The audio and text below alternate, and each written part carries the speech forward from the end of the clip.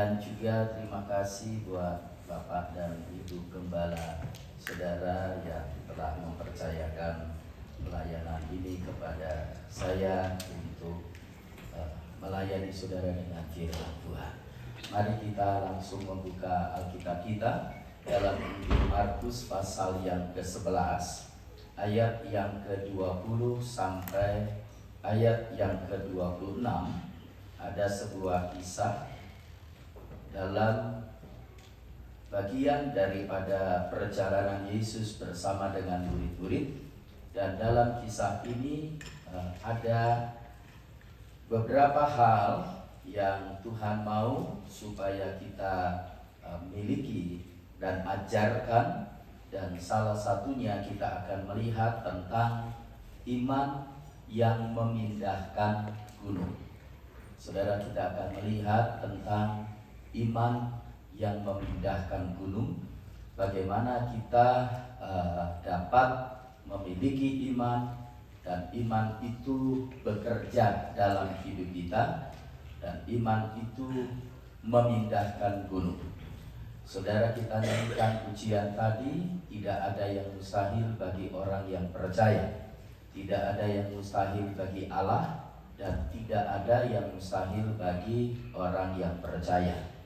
Kita nyanyikan juga bahwa kita adalah orang-orang yang lebih daripada pemenang, saudara, dan untuk itu erat hubungannya dengan iman, dan Tuhan meletakkan iman dalam hidup kita untuk kita menerima segala sesuatu dari Tuhan, saudara. Dan oleh sebab itu mari kita akan lihat ayat-ayat tersebut. Injil Markus pasal 11 mulai ayat 20, saya bacakan demikian bunyinya. Pagi-pagi ketika Yesus dan murid-muridnya lewat, mereka melihat pohon ara tadi sudah kering sampai ke akar-akarnya. Maka teringatlah Petrus akan apa yang telah terjadi. Lalu ia berkata kepada Yesus, "Rabi, lihatlah, pohon ara yang kau kutuk itu sudah kering." Yesus menjawab mereka, "Percayalah kepada Allah. Aku berkata kepadamu, sesungguhnya barang siapa berkata kepada gunung ini, beranjaklah dan tercampaklah ke dalam laut, asal tidak bimbang hatinya, tetapi percaya bahwa apa yang dikatakannya itu akan terjadi, maka hal itu akan terjadi baginya. Karena itu aku berkata kepadamu, apa saja yang kamu minta dan doakan, percayalah bahwa kamu telah menerimanya, maka hal itu akan diberikan kepadamu. Dan jika kamu berdiri untuk berdoa, ampunilah dahulu sekiranya ada barang sesuatu dalam hatimu terhadap seseorang, supaya juga Bapamu yang di sorga mengampuni kesalahan-kesalahanmu. Tetapi jika kamu tidak mengampuni, maka Bapamu yang di sorga juga tidak akan mengampuni kesalahan-kesalahanmu." Saudara, saya akan baca dulu dalam ayat yang ke-12 sampai ayat 14. Sebab kisah ini berhubungan dengan didahului dengan ayat-ayat ini. Dikatakan demikian, keesokan harinya sesudah Yesus dan ke-12 muridnya meninggalkan Betania, Yesus merasa lapar, dan dari jauh ia melihat pohon ara yang sudah berdaun. Ia mendekatinya untuk melihat kalau ia mendapat apa-apa pada pohon itu. Tetapi waktu ia tiba di situ, ia tidak mendapat apa-apa selain daun-daun saja, sebab memang bukan musim buah ara. Maka katanya kepada pohon itu, "Jangan lagi seorang pun makan buahmu selama-lamanya."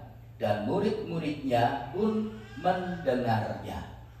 Saudara, ini adalah latar belakang yang kita melihat bagaimana Yesus mengutuk pohon ara.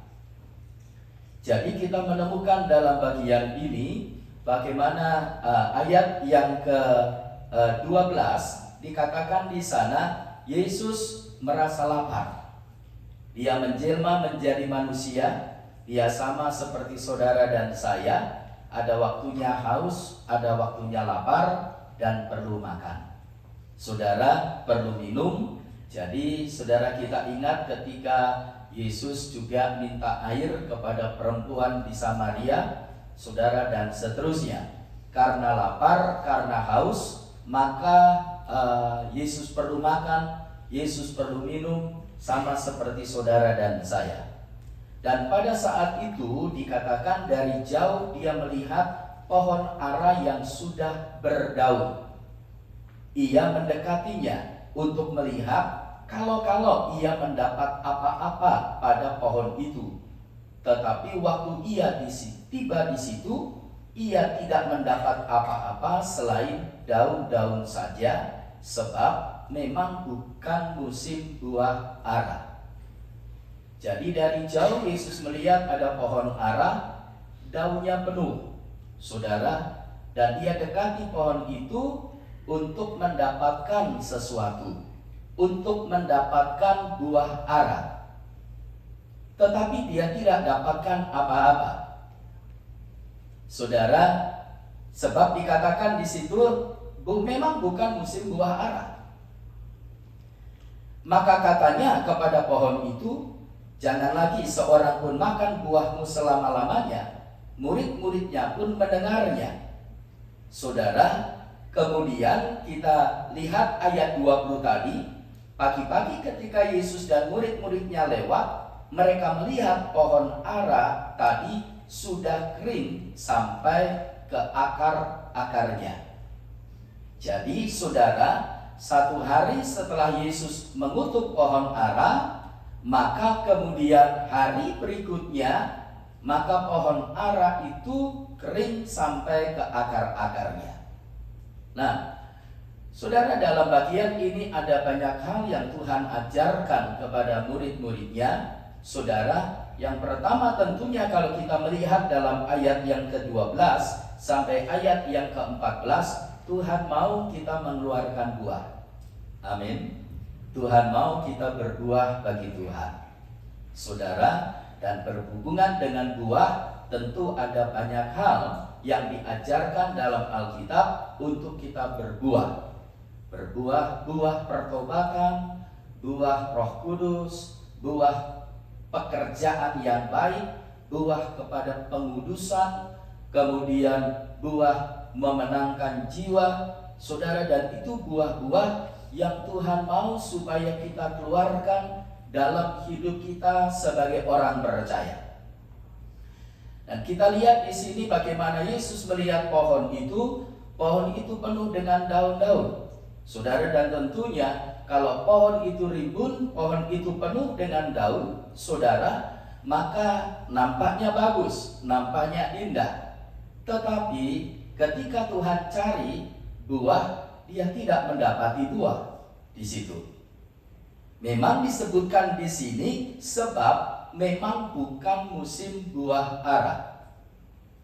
Jadi saudara, maksudnya begini sebenarnya. Saudara, pohon ara itu ada, kalau saudara pergi ke Israel juga, maka itu ada musim buah ara pertama dan musim buah ara kedua.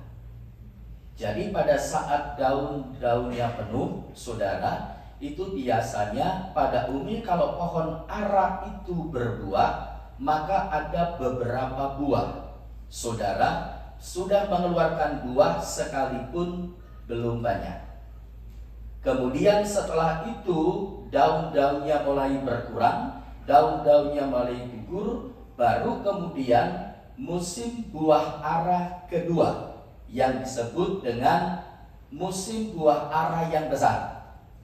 Nah, Yesus melihat pohon itu penuh dengan daun, dia mencari beberapa buah.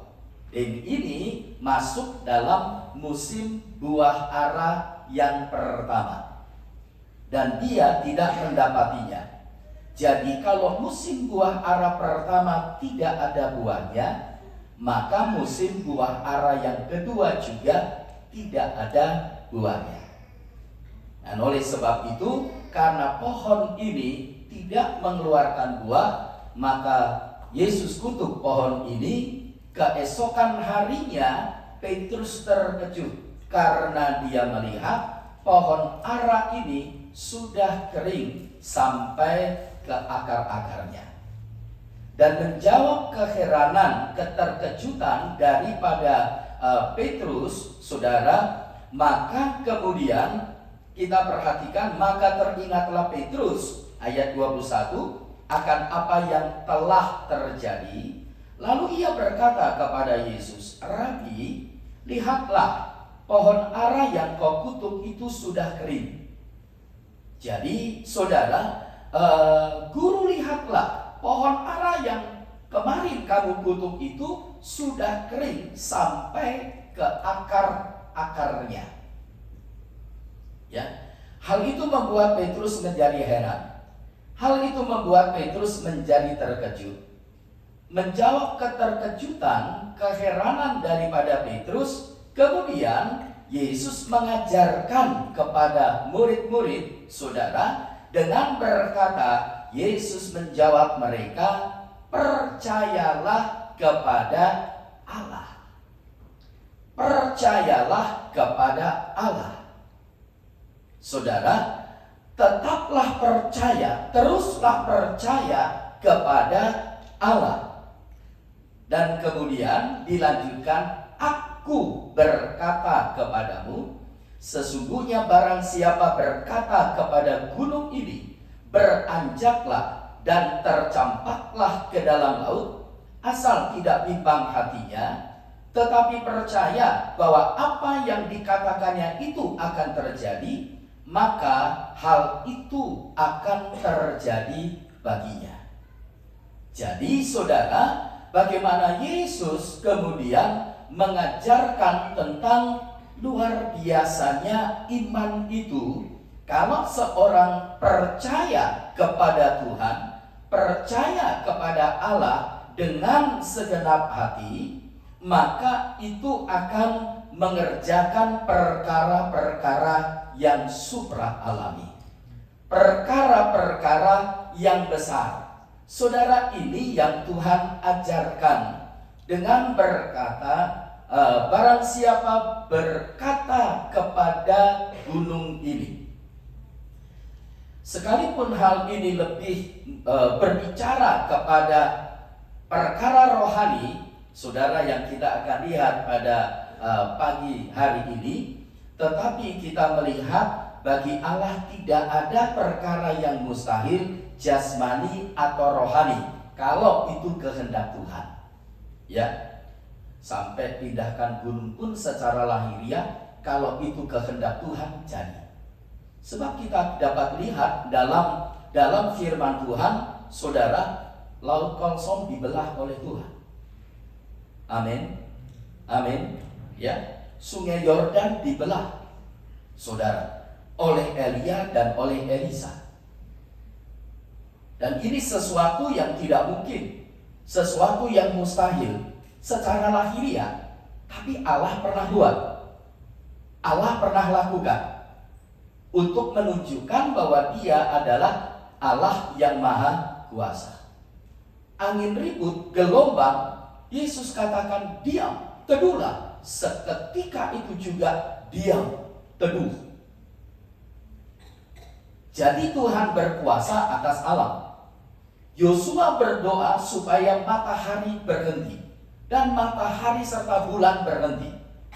Sukar menghentikan matahari dan bulan, atau sukar mindai gunung?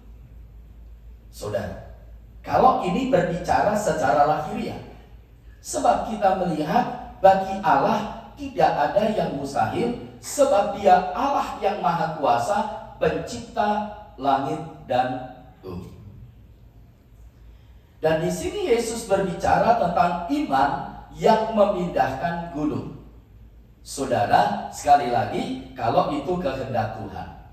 Tetapi dalam bagian ini kita melihat, saudara, gunung juga dalam Alkitab berbicara tentang halangan, rintangan, masalah yang besar.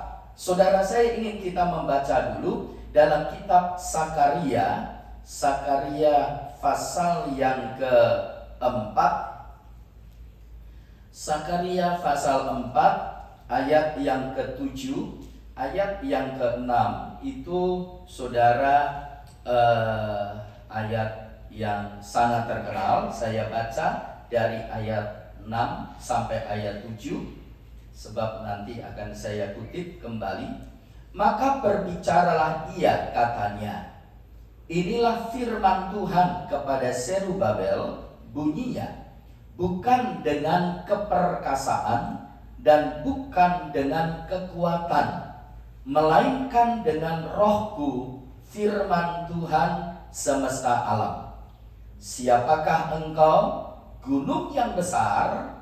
Di depan Zerubabel engkau menjadi tanah rata. Ia akan mengangkat batu utama, sedang orang bersorak, bagus, bagus sekali batu itu. Kemudian datanglah firman Tuhan kepadaku, demikian, tangan Zerubabel telah meletakkan dasar rumah ini, dan tangannya juga akan menyelesaikannya. Maka kamu akan mengetahui bahwa Tuhan semesta alam yang mengutus aku kepadamu. Saudara, kita melihat Sakaria adalah seorang nabi setelah pembuangan. Dan dia bekerja diutus oleh Tuhan dalam bagian ini berhubungan dengan Zerubabel sebagai bupati, saudara, dari kerajaan Yehuda pada saat itu. Terus mereka sedang membangun bait Allah, saudara, bersama dengan Imam Yosua. Dan kemudian kalau saudara lihat dalam Alkitab, ada Nehemia, di sana ada Ezra juga, sekalipun berbeda, saudara, dan mereka bersama-sama baik membangun tembok, membangun bait Allah, saudara, membangun kembali Yerusalem yang runtuh karena saudara dihancurkan oleh Babilonia. Nah, ketika saudara Tuhan mengutus Sakaria kepada Zerubabel, yang pada saat itu saudara bertugas untuk membangun saudara bait Allah, dia memberikan perintah, Zerubabel, bukan dengan kuat, bukan dengan gagah, bukan dengan keperkasaan dan bukan dengan kekuatan, melainkan dengan Rohku, firman Tuhan semesta alam. Kemudian kita melihat ayat 7. Siapakah engkau, gunung yang besar? Siapakah engkau, gunung yang besar? Di depan Zerubabel engkau menjadi tanah rata. Ia akan mengangkat batu utama, sedang orang bersorak, bagus, bagus sekali batu itu, dan seterusnya. Jadi kalau sudah kembali dalam kitab Nehemia, ketika saudara bangsa Yehuda ini kembali, saudara, ke Yerusalem untuk membangun, saudara, maka bagaimana mereka mendapatkan perlawanan? Ada musuh-musuh yang mencegah, yang melawan mereka. Dan musuh-musuh yang melawan mereka itu digambarkan seperti gunung yang besar. Jadi gunung yang besar ini bukan gunung secara lahiriah, tetapi saudara, musuh-musuh yang menghalangi, menghambat, merintangi, yang ingin menggagalkan pembangunan bait Allah pada saat itu. Dan Tuhan mengatakan bahwa musuh-musuh ini seperti gunung yang besar. Nah, oleh sebab itu, melihat apa yang ada di depan, saudara, maka firman Allah diberikan kepada Sakaria, memberi nasihat kepada Zerubabel, bukan dengan keperkasaan dan bukan dengan kekuatan. Kalau mereka membangun dengan keperkasaan dan kekuatan, saudara, maka mereka akan berhadapan dengan gunung yang besar ini. Dan itu akan membuat mereka gagal. Saudara, dan oleh sebab itu nasihat yang diberikan adalah supaya mereka bersandar kepada kekuatan Allah, supaya mereka bergantung kepada kekuatan Allah, supaya mereka bergantung kepada Roh Allah. Saudara, dan kalau mereka bergantung kepada Roh Allah, bergantung kepada Tuhan, maka sekalipun ada halangan itu tidak akan menggagalkan mereka. Saudara, halangan itu tidak akan membuat pekerjaan itu tidak berjalan. Bahkan disebutkan di sini, hai gunung yang besar, di hadapan Zerubabel engkau akan menjadi tanah yang rata. Saudara, dan kita melihat kenyataannya dalam ayat yang ke-9 tadi, tangan Zerubabel telah meletakkan dasar rumah ini dan tangannya juga akan menyelesaikannya. Jadi tangan Zerubabel, saudara, yang menaruh batu pertama, meletakkan dasar rumah ini. Saudara, pembangunan dimulai, tangannya juga yang akan menyelesaikannya. Saudara, jadi kita melihat di sini bahwa Tuhan memberikan kemenangan, Tuhan memberikan pertolongan. Saudara, dan kita lihat bagaimana gunung yang besar, masalah itu tidak akan menghancurkan pekerjaan yang sedang dikerjakan, saudara, tetapi kita melihat pekerjaan itu akan tetap selesai. Karena apa? Karena Tuhan. Jadi kita perhatikan, saudara, bahwa gunung yang besar ini adalah sebuah pencobaan, kesukaran, masalah, tantangan, rintangan, saudara, halangan yang dibuat oleh musuh-musuh yang ingin menggagalkan pembangunan bait Allah pada saat itu. Kalau misalkan saudara kita berjalan atau berpergian ke satu tempat, kita berjalan, terus kemudian kita belum tahu, dan orang bertanya atau kita bertanya, apakah tempat itu masih jauh? Oh enggak, sudah dekat. Di mana? Itu di belakang gunung, itu di balik gunung. Aduh, saudara, dekat tapi di balik gunung. Wah, ini saudara ya, ini bikin masalah. Jadi ini sebuah halangan, sebuah ujian, sebab itu akan membuat saudara kita harus naik ke atas gunung dan turun. Coba kalau rata, saudara, oh enak.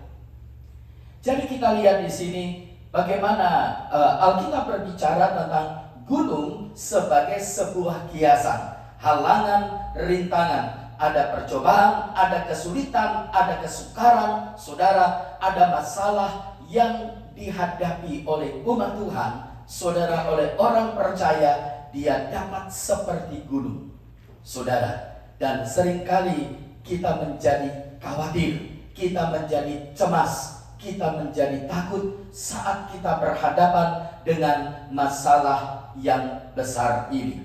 Tetapi kita melihat dalam bagian ini, kembali dalam Injil Markus pasal yang ke-11 tadi, bagaimana dalam kisah ini Tuhan mengajarkan soal iman. Ya, dan kalau kita melihat dalam ayat yang ke-25-26, Yesus mengajarkan soal pengampunan. Ya, jadi ada pelajaran-pelajaran yang Tuhan berikan, saudara, kepada murid-muridnya pada saat itu untuk mereka berbuah. Dia mengajarkan soal iman, dia juga mengajarkan soal pengampunan. Bagaimana kita harus sebagai orang percaya, saudara, bisa mau dan bisa mengampuni. Ya, kita lihat bagian yang kedua, pengajaran soal iman. Dalam penerapannya, maka kita melihat dalam bagian ini sekali lagi bahwa Tuhan mau supaya saudara kita menggunakan iman kita. Kita, saudara, melatih iman kita, saudara, supaya dengan iman ini kita hadapi semuanya. Dan kita perhatikan bagaimana kita dapat memiliki iman, saudara, yang seperti ini. Pertama, kita melihat dalam firman Tuhan, kita harus memiliki firman Allah untuk apa yang kita ingin terima. Kita harus memiliki firman Allah untuk apa yang ingin kita alami dalam kehidupan kita, dan kita percaya kepada firman Allah, kepada janji Tuhan, bahwa firman itu ya dan amin adanya. Coba kita melihat salah satu kisah dulu dalam surat Roma pasal yang keempat ayat yang ke-20. Contoh Roma pasal 4 ayat yang ke-20 dan 21 berkata demikian. Roma pasal 4 ayat 20-21 dikatakan, tetapi terhadap janji Allah, ia, Abraham, tidak bimbang karena ketidakpercayaan, malah ia diperkuat dalam imannya dan ia memuliakan Allah dengan penuh keyakinan bahwa Allah berkuasa melaksanakan apa yang telah ia janjikan. Saudara, kita lihat di sini seorang yang berpegang kepada janji Tuhan, kepada firman Allah, tetapi terhadap janji Allah ia tidak bimbang karena ketidakpercayaan. Malah ia diperkuat dalam imannya dan ia memuliakan Allah dengan penuh keyakinan bahwa Allah berkuasa untuk melaksanakan apa yang telah ia janjikan. Jadi saudara, pengenalan Abraham kepada Tuhan, dia mengenal Tuhan itu adalah Allah yang maha kuasa, Allah yang dapat melakukan segala sesuatu, dan Allah yang maha kuasa ini dia dapat menggenapi apa yang dia janjikan. Kalau dia sudah berjanji, maka tidak ada satu halangan, tidak ada satu rintangan yang dapat menggagalkan Allah untuk menggenapi janjinya. Ya. Oleh sebab itu, saudara, pegang janji Allah. Dan kita perhatikan tentunya halangannya adalah dosa. Ya. Sebab kitab Nabi Yesaya juga berkata bahwa Allah tidak kurang panjang tangannya untuk menolong, telinganya untuk mendengar, tetapi yang menjadi pemisah adalah dosa, kejahatan. Tapi bukan berarti Allah tidak dapat menggenapi. Allah selalu dapat menggenapi. Saudara, kalau kita dapat gagal menggenapi apa yang sudah kita janjikan dengan banyak faktor penyebab, saudara, yang membuat kita tidak bisa. Kita mau tetapi tidak bisa karena ada halangan, rintangan dan lain sebagainya. Tetapi tidak demikian dengan Tuhan. Dan iman Abraham ditujukan kepada Allah yang maha kuasa. Dalam ayat yang ke-17, saudara perhatikan, seperti ada tertulis, engkau telah kutetapkan menjadi bapa banyak bangsa. Ini Abraham. Di hadapan Allah yang kepadanya ia percaya. Di hadapan Allah yang kepadanya ia percaya, yaitu Allah yang menghidupkan orang mati dan yang menjadikan dengan firman-Nya apa yang tidak ada menjadi ada. Saudara, jadi kita melihat ini adalah iman daripada Abraham. Dia adalah Allah yang menghidupkan orang mati, Allah yang sanggup menghidupkan orang mati, Allah yang menjadikan dengan firman-Nya apa yang tidak ada menjadi ada. Saudara, ini artinya iman dari Abraham itu ditujukan kepada Allah yang maha kuasa. Dan kalau Allah yang maha kuasa ini berjanji, dia dapat melakukannya. Dan oleh sebab itu, saudara, maka kita melihat kita perlu memiliki firman Allah, mempunyai firman Allah untuk apa yang kita ingin, untuk apa yang kita rindukan, untuk apa yang kita harapkan, untuk kita terima dalam kehidupan kita. Saudara, dan pegang itu firman Allah, taruh dalam hati, kemudian perkatakan, ucapkan itu janji Tuhan, firman Allah, saudara, dan percaya, minta Tuhan menggenapi janjinya, sebab Tuhan kita adalah Tuhan yang setia. Amin. Dan saya percaya untuk apapun yang kita hadapi dalam hidup kita, ada janji-janji Tuhan di dalam firman-Nya. Saudara, ini berikutnya, saudara, kita melihat dalam firman Allah, kita perlu menggunakan kuasa dalam nama Yesus.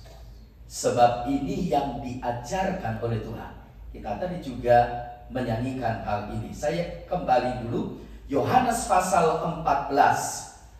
Saudara, dan kita perhatikan dalam Injil Yohanes 14 sampai ke pasal yang ke-16, kita temukan di sini berulang-ulang kali Yesus mengatakan kepada murid-muridnya tentang berdoa dalam nama Yesus. Yohanes 14 ayat 13 dan 14 berkata demikian, dan apa juga yang kamu minta dalam namaku, aku akan melakukannya, supaya Bapa dipermuliakan di dalam Anak. Jika kamu meminta sesuatu kepadaku dalam namaku, aku akan melakukannya. 2 kali. Perhatikan di sini ayat yang ke-13. Apa juga yang kamu minta dalam namaku. Ayat 14. Jika kamu meminta sesuatu kepadaku dalam namaku, aku akan melakukannya. Terus kemudian dalam pasal yang ke-15 ayat yang ke-16. Bukan kamu yang memilih aku, tetapi akulah yang memilih kamu. Dan aku telah menetapkan kamu supaya kamu pergi dan menghasilkan buah, dan buahmu itu tetap. Supaya apa yang kamu minta kepada Bapa dalam namaku diberikannya kepadamu. Apa yang kamu minta kepada Bapa di dalam namaku, kata Tuhan Yesus, maka diberikannya kepadamu. Pasal yang ke-16, pasal 16 ini yang ketiga, pasal 16 ayat 23, 24. Di sana dikatakan, saudara, ayat 23, dan pada hari itu kamu tidak akan menanyakan apa-apa kepadaku. Aku berkata kepadamu, sesungguhnya segala sesuatu yang kamu minta kepada Bapa akan diberikannya kepadaku dalam namaku. 4 kali. Ayat yang ke-24, sampai sekarang kamu belum meminta sesuatu dalam namaku. Mintalah, maka kamu akan menerima, supaya penuhlah sukacitamu. 5 kali. Kamu belum meminta sesuatu dalam namaku, mintalah. Saudara, malah didorong untuk meminta. Saudara, mintalah, maka kamu akan menerima, supaya penuhlah sukacitamu. Ayat 26, pada hari itu kamu akan berdoa dalam namaku, dan seterusnya. Saudara, dan kita perhatikan bagaimana kita diminta berulang kali. Saudara, bukan cuma 2 kali, tapi kita lihat di sini sampai 6 kali Yesus berkata, segala sesuatu yang kamu minta dalam namaku. Apa yang kamu minta dalam namaku? Mintalah dalam namaku, dan seterusnya. Saudara, dan Tuhan berjanji apa yang kamu minta dalam namaku, aku akan memberikannya. Amin. Dan kalau saudara membaca dalam Kisah Para Rasul, saudara pasal 3, tidak heran ketika Petrus dan Yohanes berhadapan dengan orang lumpuh yang sudah berumur lebih dari 40 tahun. Padahal lumpuh sejak lahir. Saudara sedang meminta-minta. Petrus berkata, emas dan perak tidak ada padaku, tetapi apa yang aku punya, aku berikan kepadamu. Demi nama Yesus orang Nazaret, berdiri dan berjalan. Nama Yesus itu lebih dari uang. Diberi berapapun uang itu gak akan menyembuhkan dia dari lumpuh, saudara. Tetapi nama ini mendatangkan mujizat, saudara. Dan ada banyak kesaksian, ada banyak pengalaman dari orang percaya bagaimana mujizat Allah terjadi karena nama Yesus. Ketika seorang memanggil nama Yesus, nama itu berkuasa. Saudara, saat kita panggil namanya, maka dia yang memiliki nama itu ada bersama-sama dengan kita. Dia mendengar, dia menjawab doa kita, saudara. Dan saat kita panggil namanya, maka saudara kita melihat Allah bekerja, Tuhan nyatakan kemuliaannya. Oleh sebab itu, jadikan nama Yesus menjadi saudara kebanggaan kita, sukacita kita, yang kita kasihi, yang kita ucapkan. Andalkan Tuhan, naikkan doa kepadanya, saudara. Dengan iman panggil nama Yesus, maka kita melihat mujizat Allah terjadi, saudara. Kuasa Tuhan dinyatakan, saudara. Dan kita melihat ada banyak pengalaman, dan saya percaya ada banyak pengalaman yang kita alami dalam kehidupan kita. Ketika kita panggil nama Yesus, maka kita melihat mujizat Tuhan, kuasa Tuhan, pertolongan Tuhan, kesembuhan, berkat Tuhan diberikan kepada kita. Saudara, di sini kita melihat, kita mengakui, saudara, dan menggunakan doa dalam nama Yesus, saudara. Dan kita melihat di sini Tuhan bekerja. Berikutnya, mengetahui kenyataan tinggalnya Roh Kudus di dalam kita. Saudara, Allah memberikan rohnya tinggal di dalam kita. Dan Roh Kudus yang ada di dalam kita itu lebih besar dari segala sesuatu yang ada di dalam dunia ini. Dan oleh sebab itu, Roh Kudus yang ada di dalam kita ini adalah pribadi ketiga daripada Allah yang akan mengerjakan perkara-perkara yang supra alami. Bukan hanya dia mengubah karakter kita, saudara, tetapi dia juga memberikan kita kuasa. Roh Kudus di dalam kita. Oleh sebab itu, saudara, biasakan hidup kita hidup dalam penyembahan kepada Tuhan. Dalam penyembahan, sebab Alkitab berkata Allah itu duduk, Allah itu diam, Allah itu bertata dalam pujian umatnya. Amin, saudara. Dan pada saat kita hidup dalam penyembahan, kita nikmati hadirat Allah, Roh Kudus bekerja, saudara. Naikkan doa kepada Tuhan, sebab di mana ada hadirat Allah, di sana ada kuasa Tuhan. Kalau Roh Kudus bekerja, saudara, dia tidak hanya bekerja untuk kita dapat menikmati kehadirannya, tetapi dia juga adalah Allah yang Maha Kuasa. Saudara, oleh sebab itu tidak heran dalam 1 Korintus pasal yang ke-12 ayat 8 sampai ayat yang ke-10, saudara, di sana dikisahkan atau diceritakan tentang 9 karunia roh atau karunia Roh Kudus. Kalau kita lihat di sini ada 9. Saudara, saya bacakan saja. Kepada yang seorang roh yang sama memberikan iman, dan kepada yang lain ia memberikan karunia untuk menyembuhkan.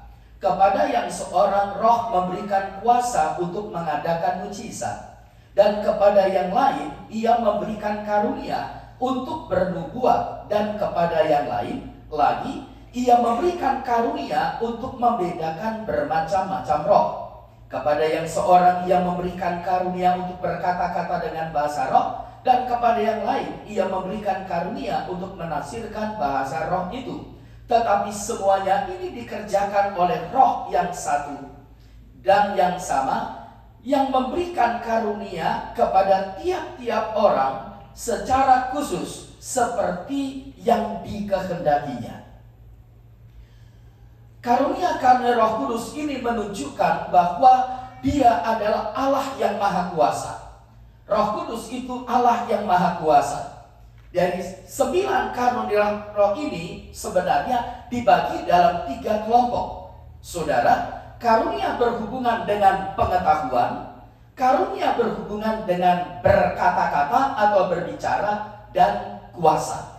3 karunia berhubungan dengan pengetahuan, yaitu karunia hikmat, karunia pengetahuan, dan karunia membedakan roh.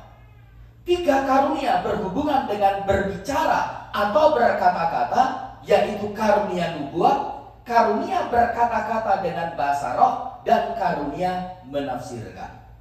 Dan 3 karunia berhubungan dengan kuasa yang dikerjakan oleh Roh Kudus adalah karunia iman, karunia menyembuhkan, dan karunia mujizat. Saudara, jadi kita lihat pada saat Roh Kudus bekerja dan Dia memberikan iman, Dia memberikan karunia iman, memberikan karunia menyembuhkan, mujizat, maka di sana ada perkara-perkara besar yang supra alami, saudara, terjadi, diadakan, dikerjakan. Jadi saudara, di sini kita melihat kuasa yang datang dari bekerjanya Roh Kudus dalam kehidupan kita. Saudara, oleh sebab itu dalam kehidupan kita, saudara, dalam kita berdoa, kita memuji Tuhan, kita menyembah Tuhan, saudara, nikmati hadirat Tuhan, kemudian rasakan, saudara, pelihara, tenggelam dalam hadirat Allah, mulai berdoa. Saudara, saya percaya di mana Roh Allah ada bekerja, di sana kuasa Tuhan dinyatakan. Amin. Dan itulah yang akan membuat kita melihat dan mengalami perkara-perkara yang supra alami yang Tuhan buat dalam kehidupan kita. Saudara, dan satu lagi kita melihat, saudara, kita perlu meminta, saudara, kepada Tuhan sebagai seorang anak, ya, sebagai seorang anak. Coba kita perhatikan Injil Matius pasal yang ke-7. Ini hak seorang anak. Saudara, Matius pasal yang ke-7 ayat 7 sampai 11.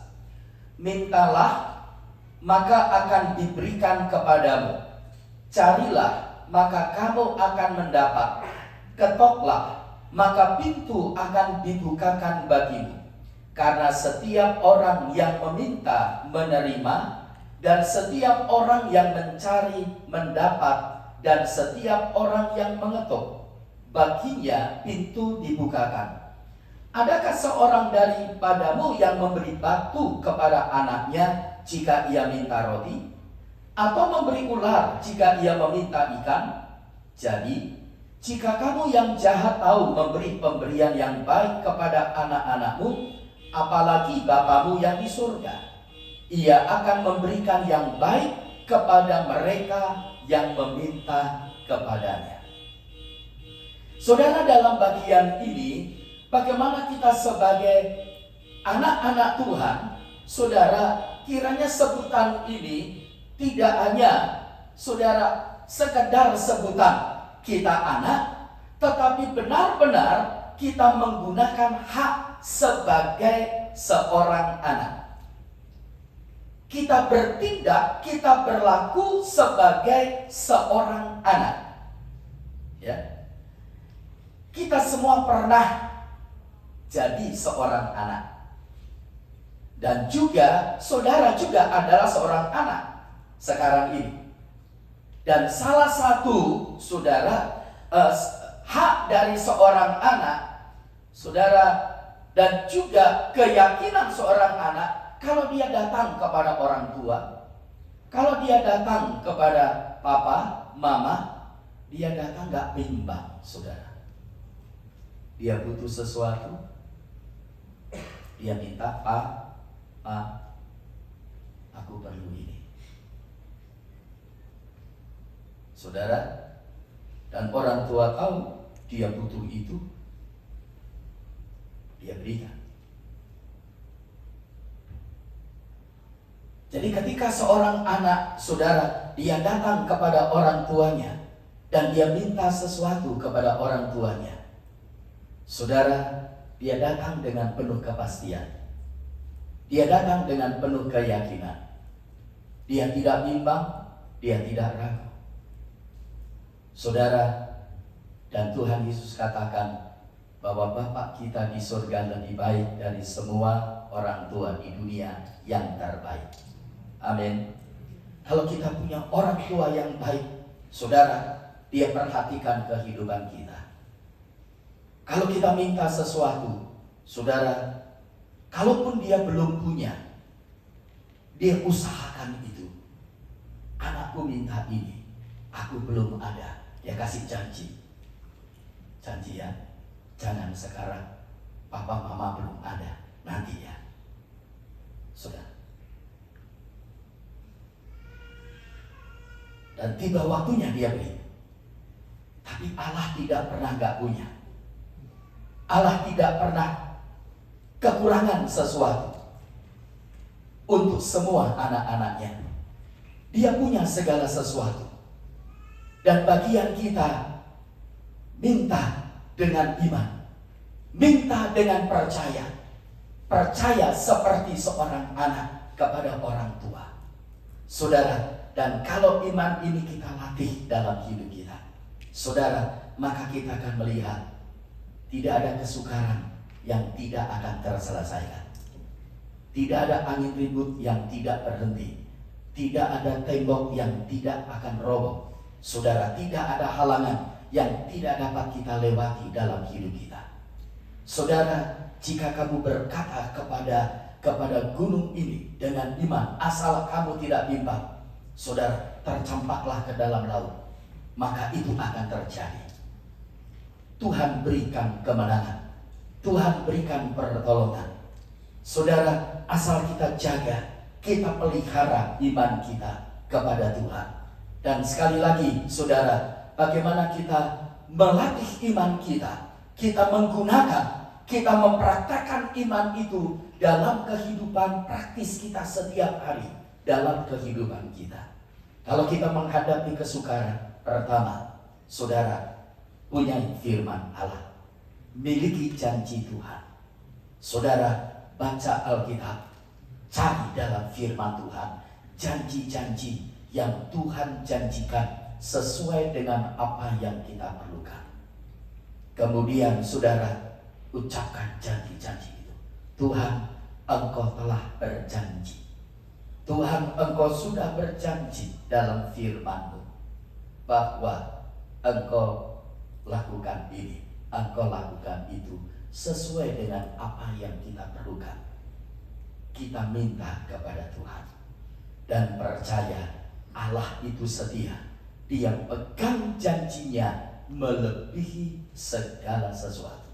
Amin, saudara. Dan saya percaya Tuhan pasti genapi janjinya. Kemudian saudara, kita lihat maju, berdoa, datang, panggil nama Yesus, pegang firman Tuhan. Tuhan Yesus telah berulang-ulang kali, saudara, baru dalam Yohanes 14, 15, 16 saja, 6 kali dia berkata, apa saja, segala sesuatu yang kamu minta dalam namaku, aku akan melakukannya. Panggil nama Yesus, panggil nama Yesus. Nama itu berkuasa. Pada saat nama itu kita panggil, Dia yang memiliki nama itu ada bersama-sama dengan kita. Amin. Dan itu jadi pengalaman hidup kita, menjadi pengalaman banyak orang memanggil nama Yesus, mujizat Tuhan terjadi. Saudara hidup dalam persekutuan yang erat dengan Tuhan. Saudara hidup dalam persekutuan yang dekat dengan Tuhan. Saudara setiap hari, saudara berdoa kepada Tuhan, masuk dalam pujian dan penyembahan kepada Tuhan. Saudara, dan saya percaya dalam pujian dan penyembahan itu firman Allah katakan, Tuhan telah berjanji bahwa dia duduk, dia bertata di atas pujian dan penyembahan umatnya. Dan saat Roh Kudus bekerja, Dia yang ada di dalam kita itu lebih besar dari apa yang ada di dalam dunia. Sebab ketika Dia bekerja, saudara, maka Dia memberikan kita kuasa, Dia memberikan kita keberanian, Dia memberikan kita, saudara, iman untuk kita melihat kuasa Tuhan dinyatakan dalam kehidupan kita. Amin. Saudara, saya percaya ini yang menjadi salah satu hak di mana ketika umat Tuhan, orang percaya, saudara, khususnya berkumpul bersama-sama dan kita memuji Tuhan, kita memuliakan Tuhan, kita menyembah Tuhan, saudara, maka di sana mujizat Tuhan terjadi.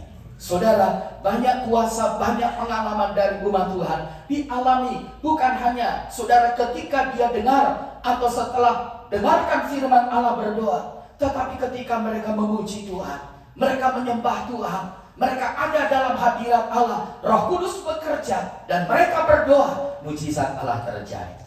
Saudara, kuasa Tuhan dinyatakan. Sebab apa? Di mana hadirat dari Roh Kudus terjadi, hadirat Allah oleh Rohnya terjadi. Di situ Roh Kudus tidak hanya menyatakan dirinya dalam kehadirannya, tetapi juga Dia adalah Tuhan yang Maha Kuasa. Amin. Kemudian kita maju. Kalau kita adalah anak-anak Tuhan, kita tahu apa artinya seorang anak.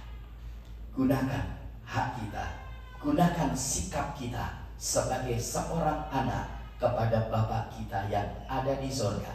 Dia lebih baik dari semua orang tua yang terbaik. Minta dengan iman, minta dengan keyakinan, minta dengan kepastian. Kita akan melihat bagaimana iman yang memindahkan gunung itu terjadi, kita alami dalam kehidupan kita. Amin. Saudara, dan kita akan melihat bagaimana hidup kita semakin diubahkan oleh Tuhan. Iman kita semakin bertumbuh, semakin kuat, semakin kokoh. Kita tidak takut menghadapi kesukaran, kesulitan, saudara, dan apapun juga seperti gunung yang besar pun, saudara, kita tidak takut karena kita tahu ada Tuhan Yesus bersama-sama dengan kita. Kita nyanyikan sebuah pujian WL Singers, para pemain musik. Mari maju ke depan.